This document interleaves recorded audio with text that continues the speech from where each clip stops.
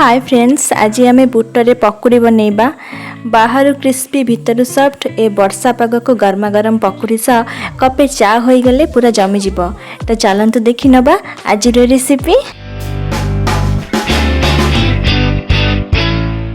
तो मुझे गोटे कप कला बुट को 6 ରୁ 7 घंटा बतुरे नहीं। जदि आपन संध्या बेले बनाऊे तो सकाळ बुट को बतुरे ने। बुट को एबे गोटे ग्राइंडर रे दबा। गोटे चमच जीरा 10 ରୁ 12 कला रसुण दे रही रही खतड़ा की ग्राइंडिंग करने। माने ग्राइंडर को थरे बुलेबे, किछि समय रहिबे, बुट को गोले नेबे, पुणी थरे बुलेबे। एई देखंतु एही परी बनै नेबे। मने रखिबे पानी जमा भी देबेनी। एबे सेतिरे गोटे बड़ साइज रो पियाज को छोट छोट करी काटिकी देई दबा। 2टी कंचा लंका को मध्य छोट छोट करी काटी देई दबा। स्वाद अनुसार लूण, गोटे छोट चामच हळदी गुंड, किछि भृसंग पत्र, 3 बड़ चामच बेसन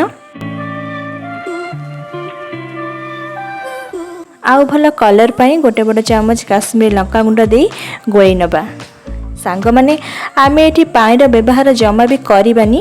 देखंतु एमिति करि नेबे। जदि बांधी हेउथिबो तो ठीक अछि, नहले आउ गोटे चामच बेसन दे गोळै नेबे। तापरे छाणिबा पई किछि तेल नेइछि। तेल को मीडियम फ्लेम रे भल से गरम करि नेबा। देखंतु पकेइला मात्र संगे संगे बबल्स हेउछि। तो हमर एठी तेल परफेक्ट गरम अछि। एबे आमे हाथ रे अल्प अल्प बुट नै छाणिबा। छाणिबा बेले मने रखिबे एमती हल्का हाथ रे सेप दे छाणिबे, जहा द्वारा भीतर मध्य भल से सिझिबो।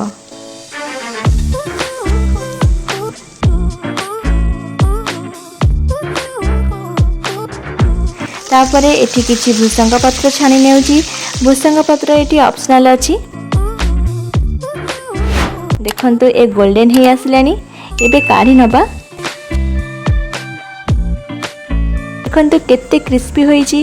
याको आपण माने चा सहित नाइ तो टमाटो सॉस सहित संध्या बेले स्नैक्स रे एंजॉय करि परिबे। तो पुणी आसीबी आ गोटे नुआ रेसिपी नै। रहुची। धन्यवाद।